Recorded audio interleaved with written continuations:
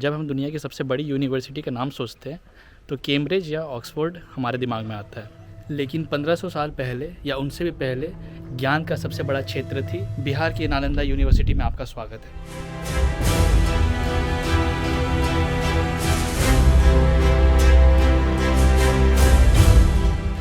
आज मैं आपको उस जगह के खंडहर दिखाऊंगा जहां 90 लाख से भी ज़्यादा किताबें थी और कैसे उन्हें बर्बाद कर दिया गया। तो नालंदा नाम का असली मतलब क्या है? ये 3 शब्दों से बना है, ना, आलम, दा।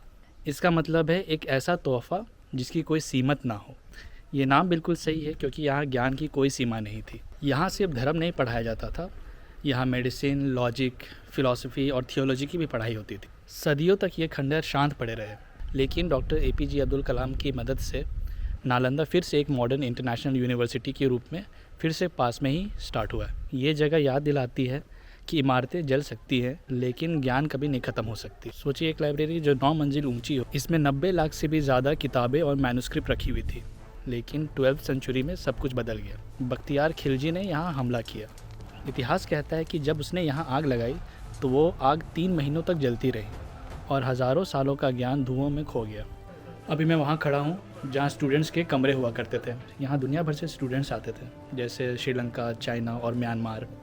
यहाँ तक कि चाइना से मशहूर ट्रैवलर शुएंगशांग भी यहाँ आए थे, जिन्हें हम हुएन शांग के नाम से भी जानते हैं। कुछ रिकॉर्ड्स कहते हैं कि ये ज़मीन पहले आम का बगीचा थी, जिसे 500 व्यापारियों ने गौतम बुद्धा को गिफ्ट दिया था।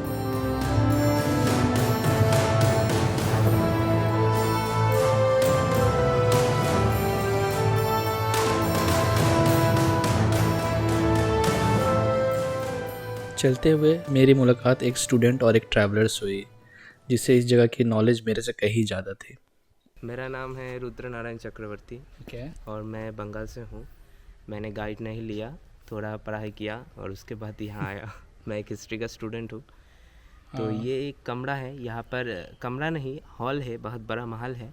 यहाँ पर 108 मतलब ऐसे महल है जिस महल में 108 तरह की सब्जेक्ट को पढ़ाए जाते थे। जैसे गणित, मतलब चिकित्सा, ऐसे जो विषय हैं, आयुर्वेद, ऐसे 108 विषय में पढ़ाए जाते थे। और जो पढ़ाई करते थे उसका वो 32 कमरा दिखाई दे रहा है, छोटा छोटा 32 कमरा। वहाँ से घुसते हैं, पहले वहाँ से घुसता है स्टूडेंट लोग, और दो तरफ दो भगवान के मतलब 2 छोटा छोटा मंदिर है। वहाँ पर तीनों मंत्र उच्चारण करते थे, बुद्धं शरणं गच्छामि, धर्मं शरणं गच्छामि और संघं शरणं गच्छामि। ये तीनों मंत्र उच्चारण करके वो लोग अंदर घुसते हैं। घुसने के बाद यहाँ आते हैं, अपने अपने कमरे में चले जाते हैं। वह जो छोटा छोटा मतलब कुलुंगी दिखाई दे रहा है ना, वहाँ पर दिया जलते हैं, ठीक है। और यहाँ पर पढ़ाई होता था। वो कुआँ है, वहाँ से मतलब पानी लेते थे। और ये चूल्हा है, यहाँ पर लकड़ी डालता था और लकड़ी डालने के बाद यहाँ रसोई होता था। और ये गुरु का बैठने का जगह है, वो लेक्चर देते हैं। और ये सारे जो कमरे हैं वहाँ पर स्टूडेंट लोग रहते हैं, उन्हें सुनाई देता था, वो पढ़ाई करने आते थे। तो यहाँ पर एक ही सब्जेक्ट का पढ़ाई होता था, दूसरे जो हॉल है वहाँ पर और एक सब्जेक्ट का पढ़ाई होता था। ऐसे पढ़ाई का सिस्टम चलता है। तो उस समय ये दुनिया का सबसे बड़ा मतलब विश्वविद्यालय था, उसे जला दिया गया था। बख्तियार खिलजी ने इसे पूरा जला दिया। तो ये बहुत मतलब बहुत राजाओं ने बनाए थे। पहले इसे गुप्त राजा पहला कुमार गुप्त ने बनाए थे। उसके बाद इसे हमारा बंगाल का राजा भी बनाए थे, पाल राजा।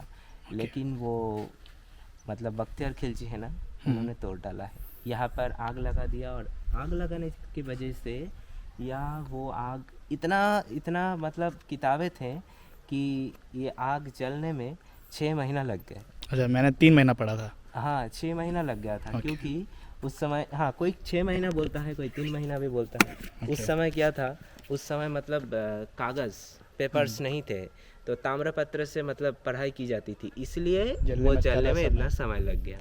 और कहीं आपका जो दीवार पर काला काला निशान दिखाई देगी, वो सब जलने का निशान है। ये कितना 90 लाख किताबें थी या 9 लाख? 90 लाख।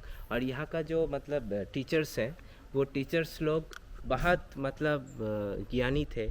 आर्यभट्ट थे, शीलभद्र थे, और वो सब टीचर्स मतलब यहाँ से हुआ करता था।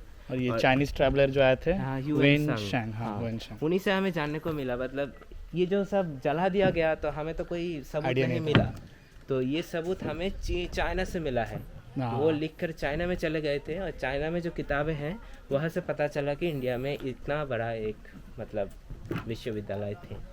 और आप लोगों को मतलब क्यूरियोसिटी आएगा कि इतना बड़ा विश्वविद्यालय थे, यहाँ 10,000 से ऊपर स्टूडेंट्स थे और मतलब 2,000 मतलब टीचर्स थे, तो खाना कैसे बनता था?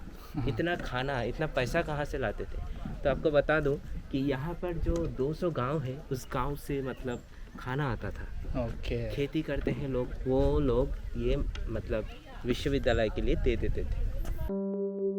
नालंदा यूनिवर्सिटी के बाद मैं राजगीर आ गया। रत्नागिरी पहाड़ के ऊपर जाने के लिए हमने रोपवे ली। हवा में झूलते हुए ऊपर जाना और नीचे हरी भरी घाटी देखना बहुत ही अलग अनुभव था। ऊपर पहुंचते ही मुझे सफ़ेद रंग का विशाल विश्व शांति स्तूपा दिखाई दिया। तभी मुझे पास के एक मंदिर से ढोल बजने की आवाज़ सुनाई दी। कोई मंक शायद अंदर ढोल बजा रहे थे। मैंने उन्हें देखा तो नहीं, लेकिन आवाज़ सुनकर ही मन को बहुत सुकून मिला। मैं वहीं थोड़ी देर बैठ गया।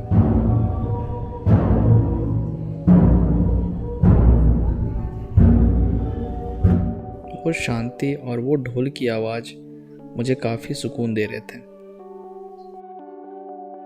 अगर ये वीडियो पसंद आई तो इसे लाइक और शेयर ज़रूर करें।